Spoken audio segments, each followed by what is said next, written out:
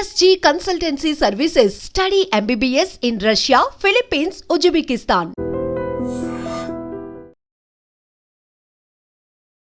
కలివి వనం అంటే పదం ఎప్పుడు వినలేదు మేము. నార్మల్గా ఎన్నో వనం గురించి ఉన్నాం కానీ కలివి వనం అంటే ఏంటండి? యాక్చువల్లీ ఏంటంటే కలివి సినిమా చూస్తే అర్థమవుతుంది మీకు ఆటోమేటిక్గా. అదేంటంటే కొంచెం నేను ఒక రియల్ సంఘటనని దీన్ని ఇంక్లూడ్ చేశాను సినిమాలో. అది క్లైమాక్స్లో వస్తుంది కాబట్టి దాన్ని నేను రివీల్ చేయదలుచుకోలేదు. మనకు జన్మనే ఇస్తుందమ్మా, ఊపిరి నుంచి జీవం పోసేది ఈ అడవి తెల్లేనమ్మా.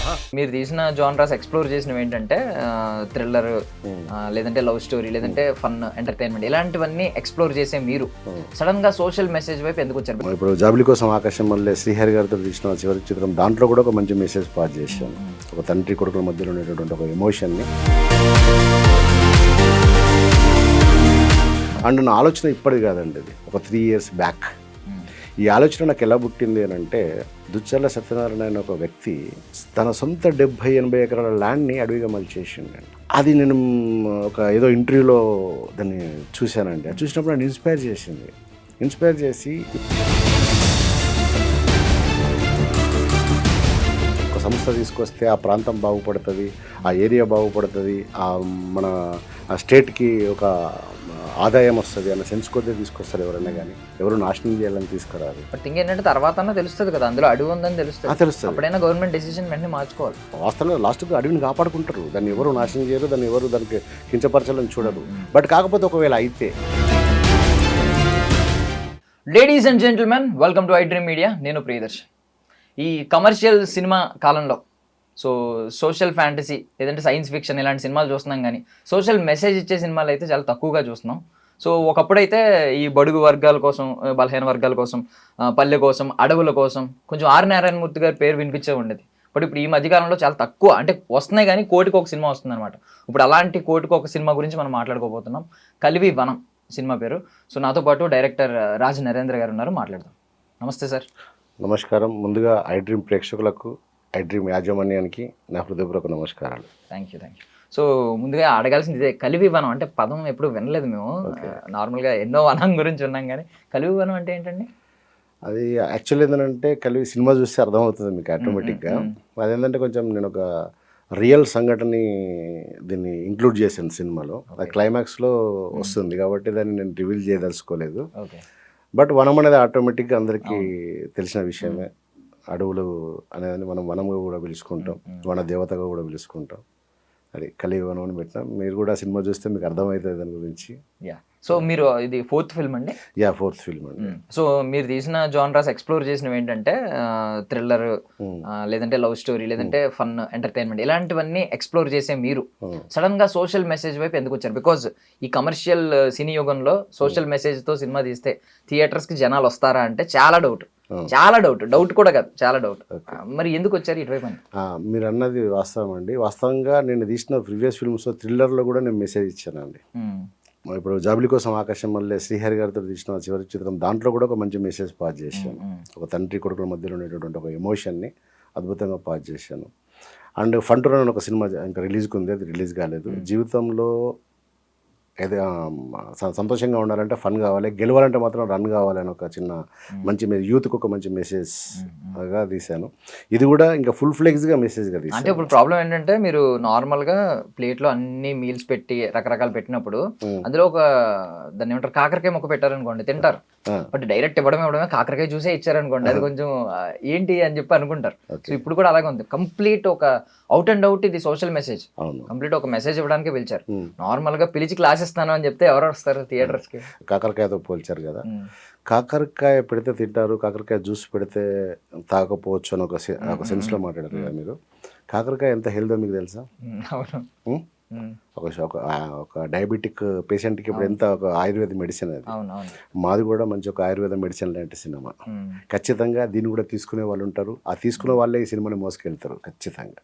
ఓకే, చాలా గట్ ఫీలింగ్ తోనే ఉన్నారు. ఓకే, బట్ రీసెంట్ గా HCU ఇష్యూ అయింది. ఖచ్చితంగా మీరు అది అయ్యి 2 నెలల్లో ఎంత అవుతుంది, 2 నెలల్లో మీరు సినిమా స్టార్ట్ చేసి స్టోరీ రాసి దాన్ని తీసేసి రిలీజ్ కి పెట్టడం అనేది అసాధ్యం. అది ఎంత గొప్ప రాజమౌళి గారు లాంటి వారి వ్యక్తికి కూడా అసాధ్యం. సో అది ఖచ్చితంగా మేము అయితే బిలీవ్ చేయట్లేదు, HCUకి సంబంధం లేదు. బట్ కంప్లీట్ గా సింక్ అవుతుంది. ఎందుకంటే ఇప్పుడు హెచ్సియు భూముల విషయంలో 400 ఎకరాలు కూడా ఏంటంటే ఐటీ డెవలప్మెంట్ కోసం అని చెప్పి ఇక్కడ తెలంగాణ గవర్నమెంట్ తీసుకుంది. సో అది కూడా సేమ్ మీరు ఇప్పుడు రఘుబాబు గారు ఎలా అయితే చెప్తున్నారో అక్కడ అదే మీ రాత మారిపోతుందని బిత్తిరి సత్తి చెప్తున్నారు. మన ఊరికి ఐ మీన్ మనం గారెల గంపలో పడ్డాం, మనకి డెవలప్మెంట్ అవుతుంది ఏదో అవుతుందని చెప్పారు అడవులు కొట్టేసి. అక్కడ కూడా సేమ్ అడవులు కొట్టేసి అదేం డెవలప్మెంట్ అని చెప్పి సమ్మెట్ గాంధీ గారు క్వశ్చన్ చేస్తున్నారు. ఇక్కడ కూడా అదే క్వశ్చన్ చేశారు హెచ్సియు స్టూడెంట్స్ కావచ్చు వీళ్ళందరూ. కోర్టు అయితే ఇక్కడ స్టే ఇచ్చింది, అది పక్కన పెట్టండి. సేమ్ సిమిలర్ గా సింక్ అవుతున్నాయి. అంటే నేను ఇంకొక గమనించింది ఏంటంటే కింద ప్రొడ్యూసర్స్ ఇద్దరు పేర్లు వెనక రెడ్డి అని ఉంది, ఇక్కడేమో అధికారంలో ఉన్నది రేవంత్ రెడ్డి గారు. ఏంటి ఇదంతా అని చెప్పి హోల్ సినారియో మిమ్మల్ని అడుగుతాను. ఓకే, అయితే వాస్తవం ఏంటంటే మల్లికార్జున్ రెడ్డి అండ్ విష్ణువర్ధన్ రెడ్డి వాస్తవంగా పొలిటికల్కి ఎలాంటి సంబంధం లేని పర్సన్స్ వీళ్ళు. ఒక ఆయనేమో రియల్ ఎస్టేట్ వ్యాపారి, ఒక ఆయనేమో మల్లికార్జున్ రెడ్డి గారు ఏమో 3D మోల్డర్, ఆయన సినిమాకి 3D మోల్డింగ్ చేస్తుంటాడు ఆయన. సో అది పక్కన పెడితే ఈ సినిమా యాక్చువల్లీ ఏంటంటే మీరు ఏదైతే అన్నారో ఇప్పుడు SCL దాని ప్రాబ్లం ఉంది, దానికి మేము బిఫోర్ అంటే జనవరి 2కి మా సినిమా కంప్లీట్ అండి, షూట్ కంప్లీట్ అయిపోయింది. అండ్ నా ఆలోచన ఇప్పటిది కాదండి, ఇది ఒక 3 years బ్యాక్. ఈ ఆలోచన నాకు ఎలా పుట్టింది అని అంటే సూర్యాపేటలో దుచ్చర్ల సత్యనారాయణ అని చెప్పని నిన్న మేము టీజర్ లాంచ్కి ఆయన పిలిచి సన్మానం చేసినాము. దుచ్చర్ల సత్యనారాయణ అనే ఒక వ్యక్తి గవర్నమెంట్ ఎంప్లాయీ. ఆయన రిటైర్డ్ అయిన తర్వాత, రిటైర్డ్ కాకుండా ముందు నుంచే గవర్నమెంట్ ఎంప్లాయీ ఉన్నప్పటి నుంచే తన సొంత 70-80 ఎకరాల ల్యాండ్ని అడవిగా మలిచేసిండు. పక్షులకు జీవరాశికి అంకితం చేసేసిండు. అందులో నుంచి ఏది కూడా ప్రతిఫలం ఆశించకుండా ఓన్లీ ఎన్విరాన్మెంట్కి వదిలేసిండు దాన్ని. అది నేను ఒక ఏదో ఇంటర్వ్యూలో దాన్ని చూశానండి. అది చూసినప్పుడు నన్ను ఇన్స్పైర్ చేసి ఇప్పుడు ఇంత కష్టపడిన ఒక అడవిని సృష్టించుకున్నాడు కదా, అడవిని తీసేయాలన్నప్పుడు ఎమోషన్ ఎలా ఉంటుంది, అది జనాలకు ఎంత కనెక్టివిటీ ఇస్తుంది అంటే ఇలాంటి ఆ సిచ్యువేషన్ ప్రతి ఒక్కరి లోపల ఆలోచన రావాలి. అంటే అడవి మీద ప్రేమ పెరగాలి. వాళ్ళు కూడా వాళ్ళకు ఉన్నటువంటి పరిధిలో ఒక మినిమం ఒక 1000, 500, 100 అట్లా కొన్ని చెట్లు నాటాలి ప్రతి ఒక్కరు. ఈరోజు ఎంత ఆక్సిజన్ ఎంత అవసరమో, మనకు ఆక్సిజన్ ఎక్కడి నుంచి వస్తుందనే విషయం చాలామందికి తెలియదు. ఆక్సిజన్ వచ్చేది చెట్ల నుంచి. ఇలా మనం ప్రాణవాయువుగా మలుచుకొని మనం బతుకుతున్నామంటే ఆక్సిజన్ నుంచి. అమ్మ జన్మనే ఇస్తుంది, కానీ ప్రకృతి మనకు జీవితాన్ని ఇస్తుంది. ఆ సెన్స్ కొద్దీ సినిమా రాయాలని చెప్పి రాసినాం తప్ప కానీ ఏదో ఒక సమస్యను తీసుకొని నేను సినిమా రాయలేనండి. అసలు ఈ మీరు చెప్పిన టాపిక్కి సినిమాకి ఎలాంటి సంబంధం ఉండదు. సంబంధం ఉండదంటే లింక్ అవ్వచ్చు మేబీ. ఏంటంటే ఎవరు నేను కించపరచడం కోసం సినిమా తీయలేదు. అంటే ఇప్పుడు ప్రాబ్లం ఏంటంటే ఇదే సినిమా మీరు ఒక సంవత్సరం తర్వాత రిలీజ్ చేసి ఉంటే ఎవరు కూడా లింక్ చేయరు. అవును, హెచ్సియుకి సంబంధమా లింక్ చేయరు. మీరు అది క్లారిటీ ఇచ్చిన తర్వాత కూడా వదిలేస్తారు. అవును, ఏంటంటే కరెక్ట్ గా ఈ సినారియో 2 months అయ్యింది, ఇంకా కోర్టులో నడుస్తున్న టైంలో రిలీజ్ అవడం వల్ల ఏంటంటే పోనీ ఇది మీరు ఆ ఉద్దేశంతో తీయలేదనే క్లారిటీ మాకుంది. బట్ దానికి మ్యాచ్ అవుతుంది, ఈ టైంలో కొంచెం వ్యతిరేకించినట్టు, తెలంగాణ ప్రభుత్వాన్ని వ్యతిరేకించినట్టు ఉందేమో అనే అనుమానం మీకు వస్తుంది. మరి దాన్ని మరి ఎందుకు రిలీజ్ చేస్తున్నారు? నిన్న కూడా కొండా సురేఖ గారిని అండ్ పొన్నం ప్రభాకర్ గారిని వీళ్ళందరినీ మేము కలవడం జరిగిందండి. ట్రైలర్ చూపించడం, పొన్నం ప్రభాకర్ గారికి ట్రైలర్ చూపించడం జరిగింది. నేను స్టోరీ నాకు ఎక్స్ప్లెయిన్ చేయడం కూడా జరిగింది.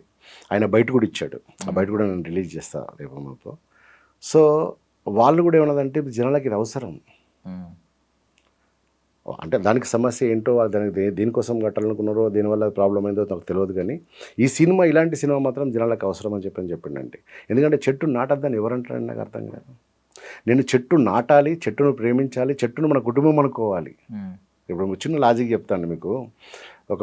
మన స్టేటస్ కోసము చిన్న మనం మాట్లాడుకుంటే, అంటే నేను కించపరచాలని చెప్పట్లేదు, మన స్టేటస్ కోసమో మన సెల్ఫ్ సాటిస్ఫాక్షన్ కోసమో కుక్క పిల్లని, ఒక పిల్లిని, ఇట్లా రకరకాల జీవుల్ని మనం పెంచుకుంటాం. మరి ఆయువునిచ్చే మొక్కను ఎందుకు పెంచుకోరండి? ఎందుకు పెంచుకోరు? దాన్ని ఎందుకు అడాప్ట్ చేసుకోరు? అది చెప్తున్నా సినిమాలో. కానీ నేను ఎవరిని నేను ఇందులో సినిమాలో నేను పక్కగా చెప్తున్నాను, గవర్నమెంట్ కించపరిచేది రాలేదు స్టోరీ. ఒక సమస్యను సృష్టించి ఆ సమస్యకు పరిష్కారం చెప్పా. మళ్ళీ ఇందులో నేను చెప్పేటప్పుడు కూడా ఒక కలెక్టర్ లాంటి ఒక క్యారెక్టర్ని సృష్టించి, గవర్నమెంట్ ఎంప్లాయ్ కలెక్టర్ లాంటి ఒక క్యారెక్టర్ని సృష్టించి ఆయన చెప్తాడు వీళ్ళకు అడిగిపోతున్నప్పుడు వాళ్ళు మాట్లాడేటప్పుడు, అమ్మ గవర్నమెంట్ కూడా తప్పేం లేదు దీంట్లో, వాళ్ళు ఒక 100 ఎకరాల ల్యాండ్ ఒక దానికి కావాలి, ఒక సంస్థ తీసుకొస్తే ఆ ప్రాంతం బాగుపడుతుంది, ఆ ఏరియా బాగుపడుతుంది, మన స్టేట్కి ఒక ఆదాయం వస్తుంది అన్న సెన్స్ కొద్దే తీసుకొస్తారు ఎవరైనా. కానీ ఎవరు నాశనం చేయాలని తీసుకురారు అని చెప్పిన ఒక సెన్స్ ఉంటుంది.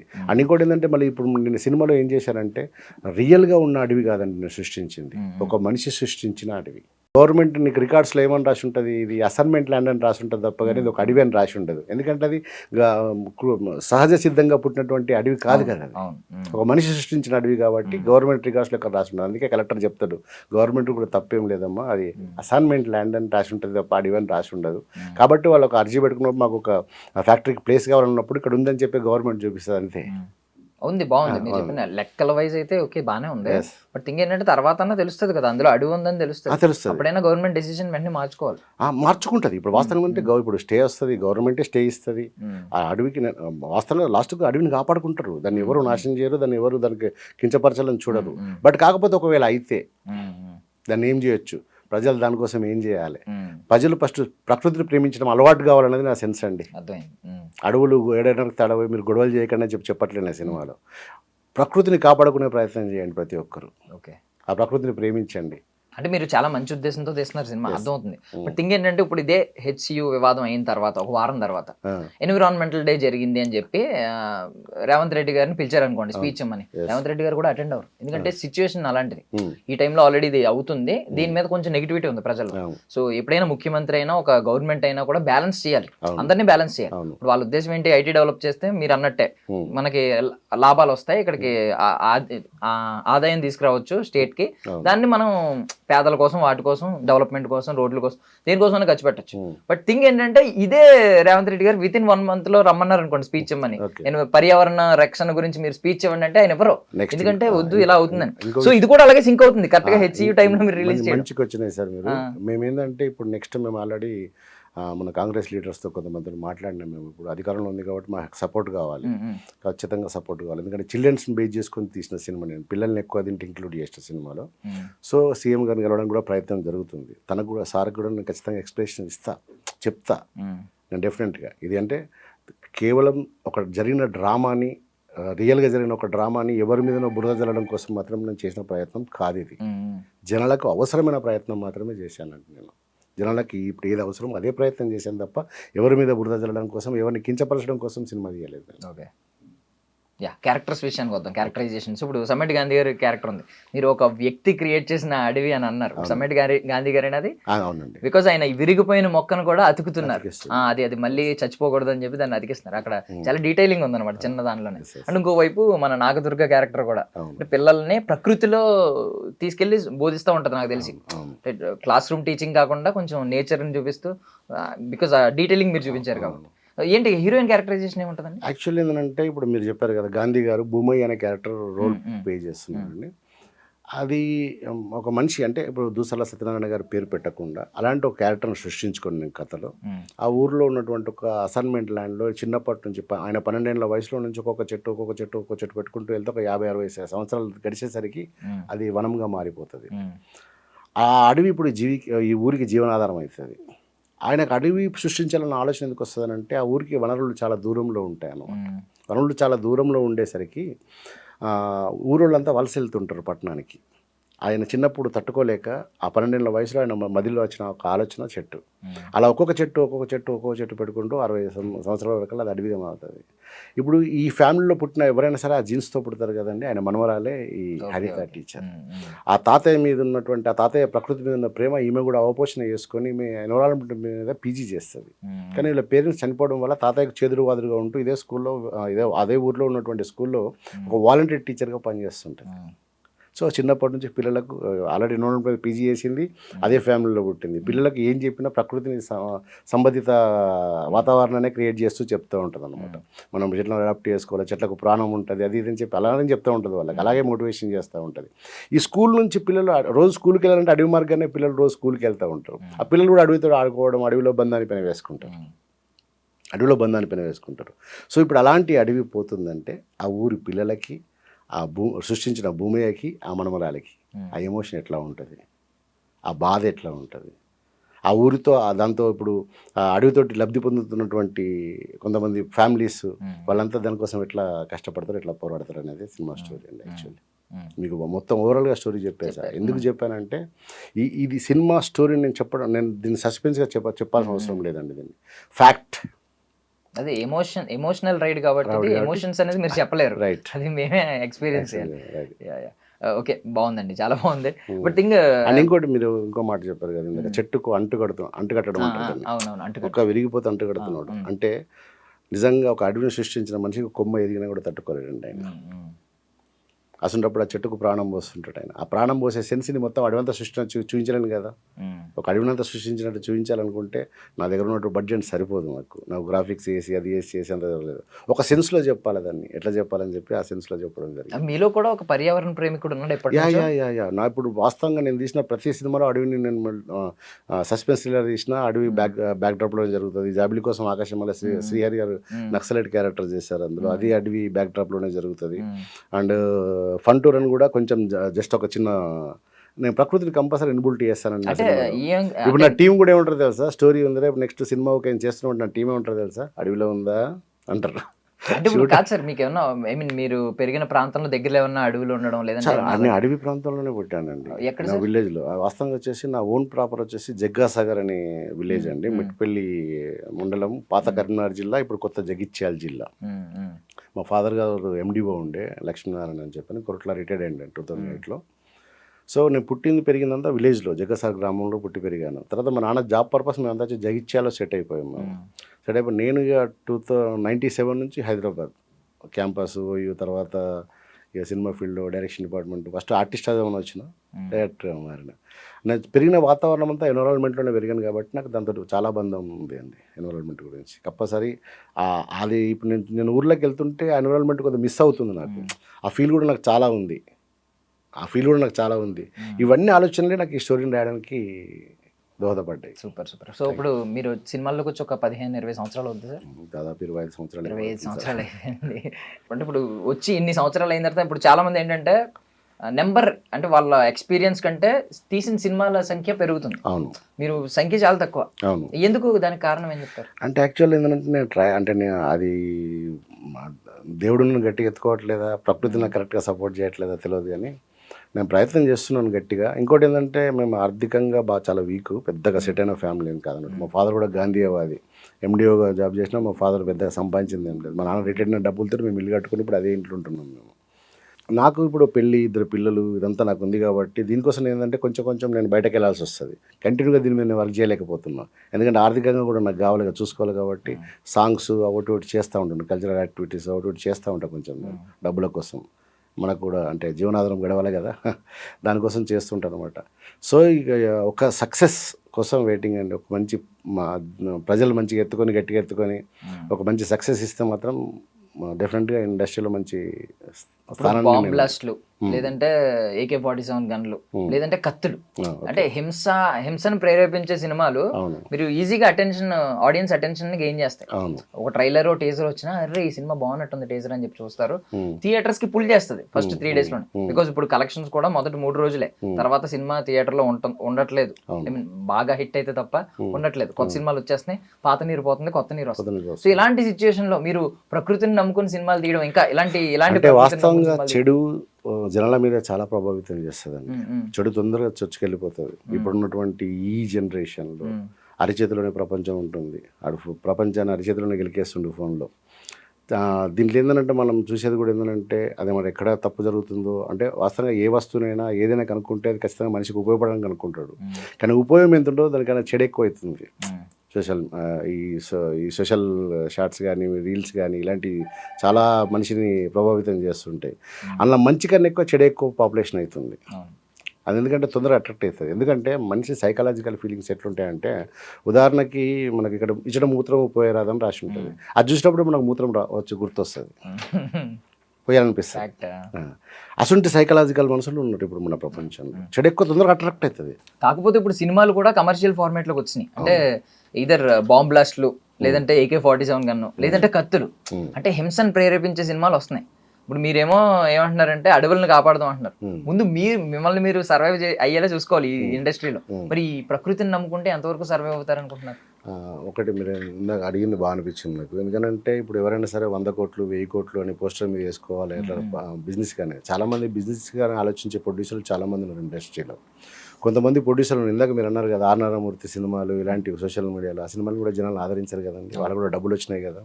ఖచ్చితంగా వీళ్ళకి ప్రొడ్యూసర్స్ ఇప్పటికి మనం స్టేజ్ మీద మాట్లాడినప్పుడు ప్రొడ్యూసర్ మీరు వినే ఉంటారు, నేను డబ్బుల కోసం ఈ సినిమా తీయలేదు, ఖచ్చితంగా జనాలకు ఒక మంచి సినిమా వెళ్ళాలి, మా టీంకు మంచి పేరు రావాలన్న ఉద్దేశం కొద్ది మాత్రమే సినిమాని తీసామని చెప్పానండి.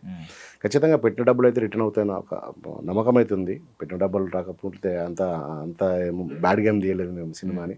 ఖచ్చితంగా జనాలు ఆదరిస్తారన్న నమ్మకంతో తీసినాం. ఇప్పుడు ప్రొడ్యూసర్స్ మంచితనం గురించి మీరు చెప్పారు, డబ్బుల కోసం కాదు, మేము మంచి సినిమా జనాల్లోకి తీసుకెళ్లాలనే ఉద్దేశంతో వచ్చారు. ఇప్పుడు మీరు సబ్జెక్ట్ ఎత్తుకున్నప్పుడే ప్రొడ్యూసర్స్ ని కలిసిన తర్వాత చెప్పారు ఈ సబ్జెక్ట్ వచ్చిందా ముందే? ప్రొడ్యూసర్స్ కి నేను ఫస్ట్ చెప్పినప్పుడు డబ్బులు వస్తాయని మాత్రమే సినిమా నేను అనేది మీ ధైర్యం ఏంటనేది, అంటే నా ధైర్యమా?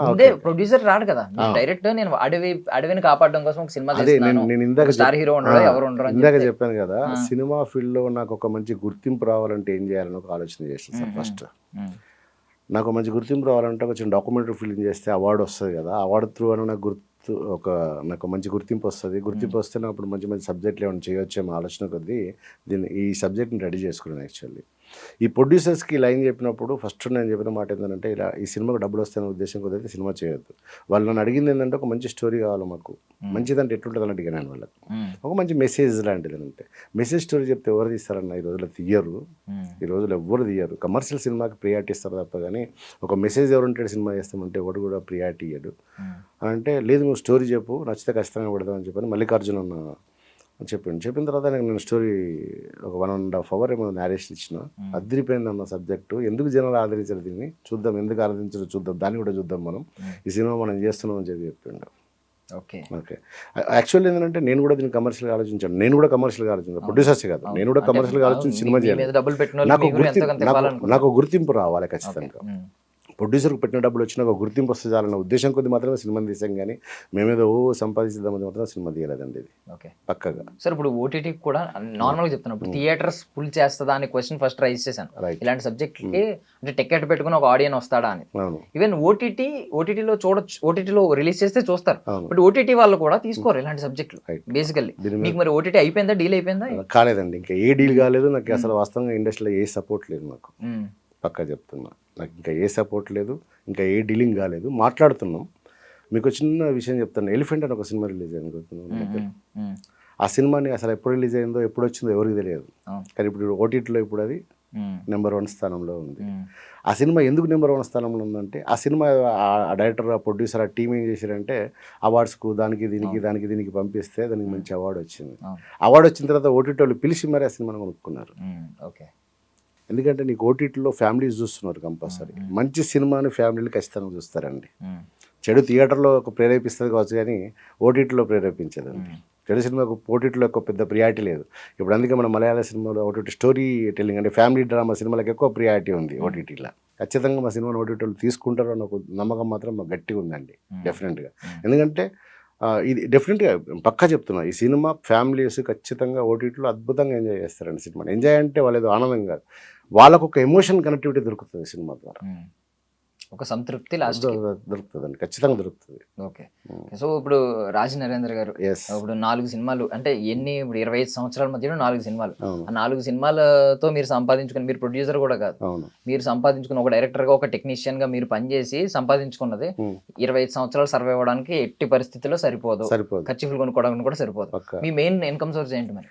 వాస్తవం ఏంటంటే మా ఇంట్లో మా మదర్ అండి, మెయిన్ మదరు, మా బ్రదర్ నాకు వెల్ సపోర్టర్స్.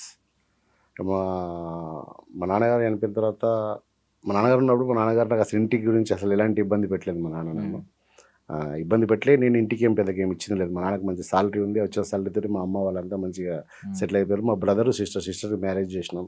బావ నారాయణ కాలేజీలో లెక్చరర్గా పనిచేస్తున్నాడు. మా తమ్ముడు ఐటీ దాంట్లో విప్రోలో టీమ్ లీడరు, వాళ్ళు వెల్ సెటిల్డ్. నేను కొన్ని ఇండస్ట్రీలో ఉన్నానండి. నాకు మా తమ్ముడు నుంచి కూడా మంచి గట్టి సపోర్ట్ ఉంటుందండి. నాకు ఆర్థికంగా, మానసికంగా, శారీరకంగా మా తమ్ముడు మంచి సపోర్ట్ ఉంటుంది. మా మదర్ కూడా ఇప్పటికీ మా మదర్ ఇంటి గురించి నాకు ఎలాంటి ఇబ్బందులు పెట్టదండి. మా మదర్కి వచ్చే పింఛన్ నుంచి ఇంకా నా వాళ్ళని మా మదర్ ఇంకా పోషిస్తుంది ఇప్పటికి స్టిల్. అది నాకు మంచి సపోర్ట్ అండి. మా అమ్మకు నేను ఇక ఎంత చెప్పినా తక్కువేనండి. మా అమ్మ ఇప్పటికి నన్ను ఇబ్బంది పెట్టకుండా మా ఫ్యామిలీని చూసుకుంటుంది. నన్ను ఇప్పటికి కూడా అరే నాకు డబ్బులు కావాలి పంపురా అని చెప్పని ఎప్పుడు మా అమ్మ నన్ను ఇంతవరకు అడగలేదండి.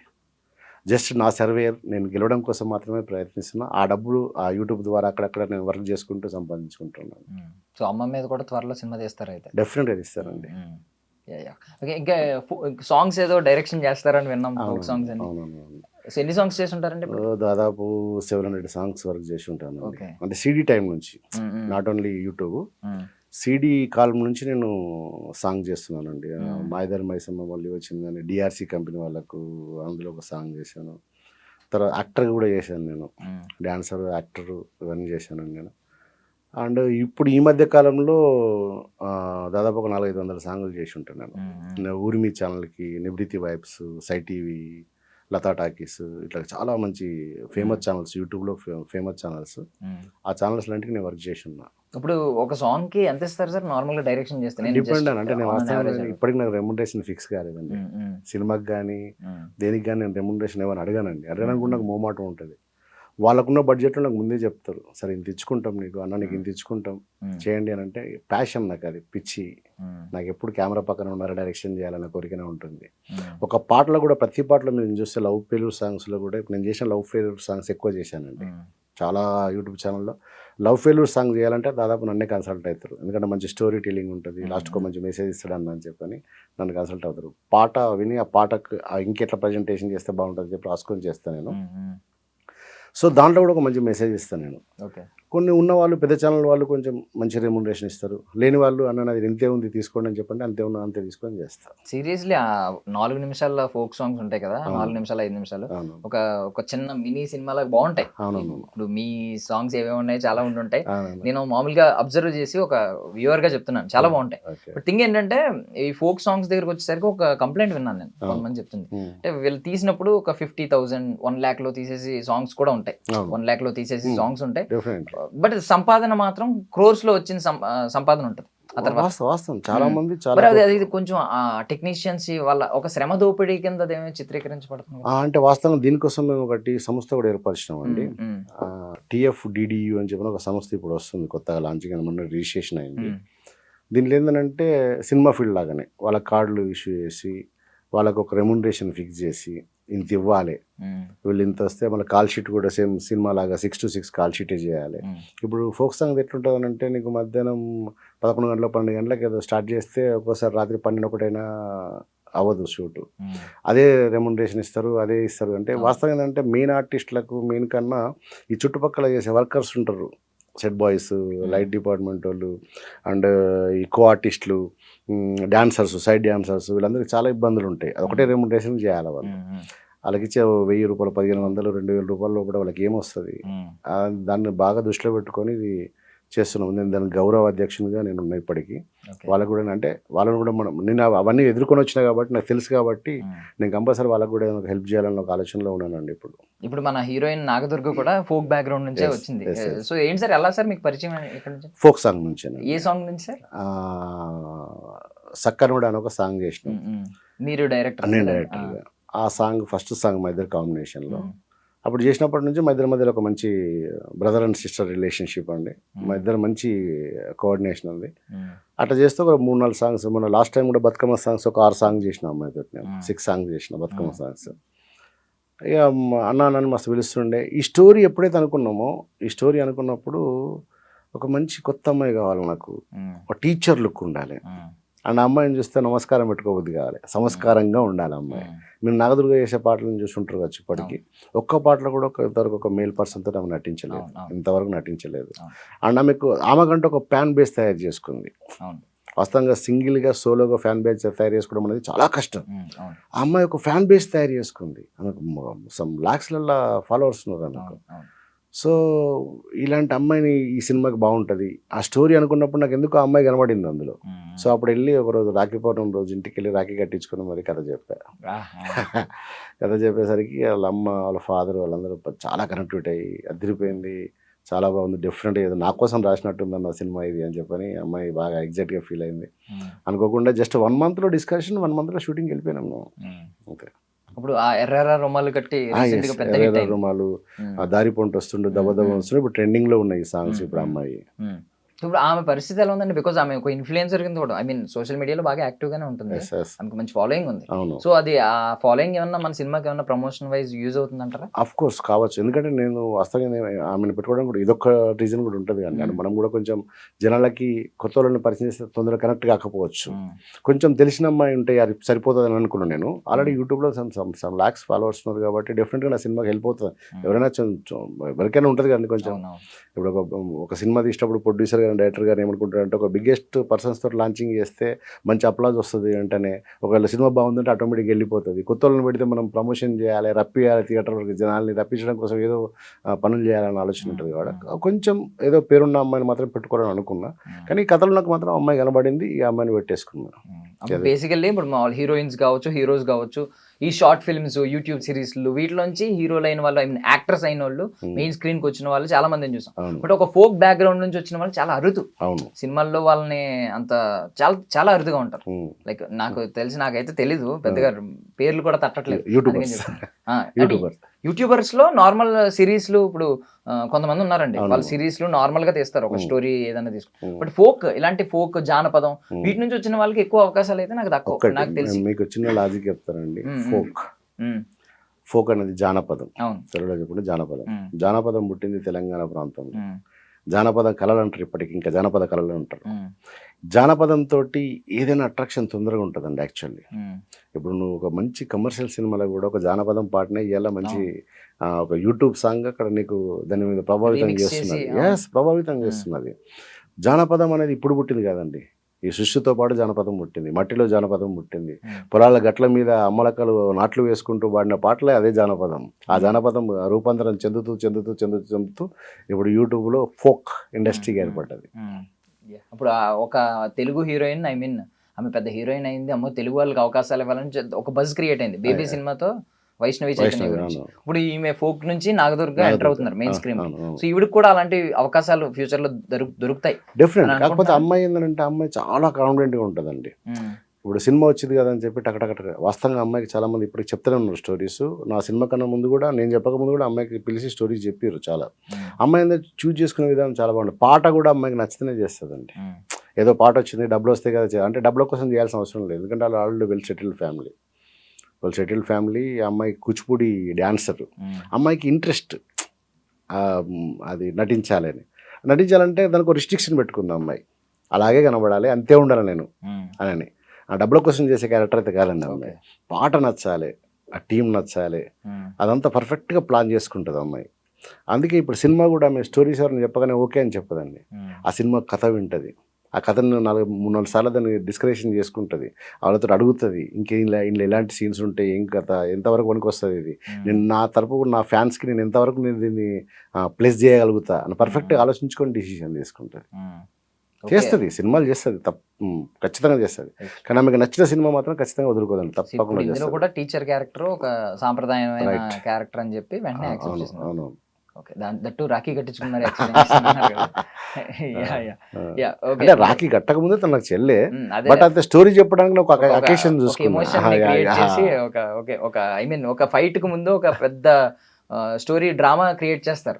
ఎందుకు కొట్టాలి, ఒక హీరో విలన్ ఎందుకు కొట్టాలి అనేది ఒక పెద్ద స్టోరీ క్రియేట్ చేసి అప్పుడు కొడితే ఆడియన్ కూడా కొట్రా అంటారు. సో అలా మీరు కూడా రియల్ లైఫ్ లో కూడా అలా క్రియేట్ చేశారనమాట. సో ఆల్ హ్యాపీ అంటే అందరూ ప్రొడ్యూసర్స్ వైజ్, ఫుల్ హ్యాపీ. నేను ఆల్రెడీ టీజర్ లాంచ్ లో కూడా అందరూ చాలా ఎగ్జైట్ గా ఉన్నారు, అద్భుతంగా ఉన్నారు, మంచి అప్లాజ్ వచ్చింది మాకు. ఇంకా మీ మీడియా మీరు అందరూ ఉన్నారు కాబట్టి డెఫినెట్గా ఇలాంటి ఒక మంచి సినిమాని మీరు కూడా మోసుకెళ్తారన్న నమ్మకంతో మేము ఉన్నాం డెఫినెట్గా. అందుకే నిన్న కూడా మేము టీజర్లో చూసి ఉంటారు కావచ్చు, ఏ గెస్ట్ని పిలవలేదని నేను జస్ట్ మీడియా వాళ్ళతో మాత్రమే లాంచింగ్ చేశాను. అంటే జనరల్ ఒక మాట అంటున్నాను, ఇప్పుడు బలగం అనే ఒక సినిమా ఉంది, ఆ బలగం అనే సినిమా దిల్ రాజు గారి దగ్గరికి వెళ్లకుండా నార్మల్ గా రిలీజ్ అయ్యి ఉంటే నాకు తెలిసి ఓటీటీలో చూసి ఉండరు జనం. అంటే మెయిన్ స్క్రీన్ లో చూసే వాళ్ళు చాలా అరుదు, చూసి ఉండకపోవచ్చు. బట్ దిల్ రాజు గారు దాన్ని కొంచెం భుజాన్ని వేసుకోవడం వల్ల, ఆయన ప్రమోట్ చేయడం వల్ల, ఆయనే కొన్ని చోట్ల ఫ్రీ షోలు వేయడం వల్ల అది చాలా రీచ్ అయ్యింది, బోల్డ్ డబ్బులు వచ్చినాయి. పెట్టింది 1 కోటి అయితే ఆల్మోస్ట్ 80 కోట్లు ఎంత వచ్చింది అనుకుంటా ఆల్మోస్ట్. సో మీరు కూడా ఒక ఇండస్ట్రీ పెద్దని చూపించి సినిమా బాగుంది అన్నప్పుడు డిఫరెంట్. ఇప్పుడు వాస్తవం ఏంటంటే ఎవరైనా సరే ఒకటి ప్లాట్ఫామ్, బిగ్ ప్లాట్ఫామ్ తోటి లాంచింగ్ అయితేనే ఏదైనా కానీ బాగుంటుందండి. అంటే జనాలకు తొందరగా రీచ్ చేయగలుగుతారు వాళ్ళు. ఇప్పుడు నాలంటి మా టీం లాంటి వాళ్ళు మేము కష్టపడి చేస్తాం, ఎంతవరకు రీచ్ చేస్తామో కూడా తెలియదు మేము. బట్ ఒక పెద్దవాళ్ళు ఖచ్చితంగా దీన్ని భుజాల మీద ఎత్తుకోగలిగితే రేపు పొద్దున దిల్రాజ్ గారు కానీ మైత్రి ఫిలిమ్స్ కానీ చాలా మంచి మంచి డిస్ట్రిబ్యూటర్ సురేష్ ప్రొడక్షన్స్ కానీ ఇలాంటి ఒక బ్యానర్ తోటి లాంచింగ్ అయితే మాత్రం రేపు పొద్దుగాల వాళ్ళ ప్లాట్ఫామ్ స్కెడ్యూల్స్ లో మీ సినిమా అనేది వాళ్ళకి కంట పడదు. సో మీరే వెళ్ళి డెఫినెట్ గా చూపిస్తాం, ఆ ప్రయత్నం చేస్తున్నాం అండి. ఆల్రెడీ నిన్న ఫంక్షన్ కూడా దిల్రాజ్ గారిని ఇన్వైట్ చేయడానికి ప్రయత్నం చేశాం. బట్ ఆయన లేరు, బయట అవుట్ ఆఫ్ స్టేషన్కి వెళ్ళారని చెప్పని ఆయన రాలేకపోయాడు అంతే. బట్ నా ప్రయత్నం నేను చేస్తున్నానండి. డెఫినెట్గా వాళ్ళకి డెఫినెట్గా ఏదో విధంగా నేను సినిమాని ఖచ్చితంగా వాళ్ళని చూపించి వాళ్ళనే అడుగుతా సజెషన్, ఏం చేద్దాం సార్ దీన్ని, ఇలాంటి ఒక సినిమాని ఏం చేద్దాం సార్ అని అడుగుతాడు. సురేష్ బాబు గారిని ఏమన్నా ట్రై చేశారా కలవడానికి? ఎందుకంటే బికాస్ దిల్ రాజు గారికి ఒక బాధ్యత పదవి వచ్చింది కాబట్టి ఆయన అవైలబుల్ గా ఉండకపోవచ్చు అందరికి. సురేష్ బాబు గారిని, రానా గారిని వీళ్ళందరినీ కలవడానికి ప్రయత్నం చేస్తామండి. త్వరలో కలుస్తాను, డెఫినెట్గా కలుస్తాను. కలిసి డెఫినెట్గా వాళ్ళకి నా సినిమాని చూపిస్తాను. ఇంకా రెడీ అవుతుంది సినిమా, ఇంకొంచెం ఆ డిఏ వర్క్ అదంతా కొంచెం లాస్ట్ ఎండింగ్ స్టేజ్లో ఉంది. ఇదంతా కంప్లీట్ అయిన తర్వాత కంపల్సరీ నేను డెఫినెట్గా చూపిస్తాను. రానా గారు పేరు ఎత్తారు కాబట్టి ఆయన కూడా ఎన్విరాన్మెంటల్ లవరే. ఒకప్పుడు అరణ్య అని సినిమా తీశారు. అవును, అరణ్య సినిమా తీశాడు. అంటే ఎవరు ఉండరండి ప్రకృతి ప్రేమికులు, మీకుండదా? డెఫినెట్. ఈ సినిమాని నేను మా టీం అందరం కలిసి మొన్న ఊరికే ఒక రంతులో సినిమా వేసుకొని చూసుకున్నాం ఒకసారి అందరం కలిసి. చూసినప్పుడు అందరిని అడిగి క్వశ్చన్ పెట్టి అడిగా నేను, ఏంటి సినిమా పరిస్థితి, మీకు అనిపించింది ఏదైనా చెప్పండి అని చెప్పంటే, ఈ సినిమాని బాగలేదని ఎవరంటారన్న నాకు అర్థం కాదు. ఒక సినిమాని బాగలేదంటే ప్రకృతి నచ్చనోడే అంటాడు. ప్రకృతి నచ్చినోడు ఎవడుంటాడు? అక్కడ నాకు ప్లస్ అనిపించింది. అంటే ఈ సినిమాలో మనం ఏం చెప్పాలనుకుంటున్నాం కరెక్ట్గా మనం ఎక్స్ప్లెనేషన్ చేసినాం, దాన్ని ప్రజెంటేషన్ చేసినాం. డెఫినెట్గా ఈ సినిమా అందరికి నచ్చుతుంది అన్న ఒక కాన్ఫిడెన్స్ అయితే నాకు వచ్చిందండి. So final I wish you all success అండి. ఒక మంచి ఉద్దేశంతో స్టార్ట్ చేశారు కాబట్టి అది మీకు సొమ్ముగా కూడా మారాలని నేను మనస్ఫూర్తిగా కోరుకుంటున్నాను.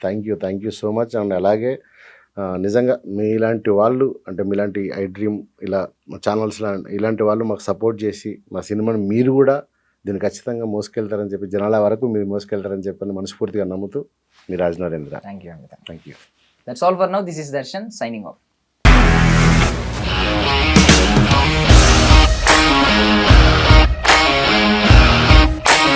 ఇండస్ట్రీలో కమిట్మెంట్ ఇష్యూస్ వస్తే నీకు కూడా వచ్చినట్టు? మార్నింగ్ తీసుకెళ్ళాడంటే కొట్టి పడేశాడు.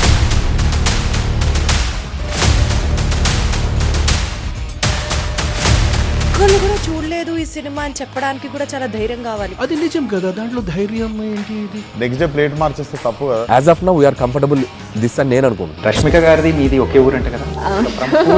నీకు కోపం వచ్చిందంటే బాగా తిట్టేత్తరా? తిట్టేద్దామండి.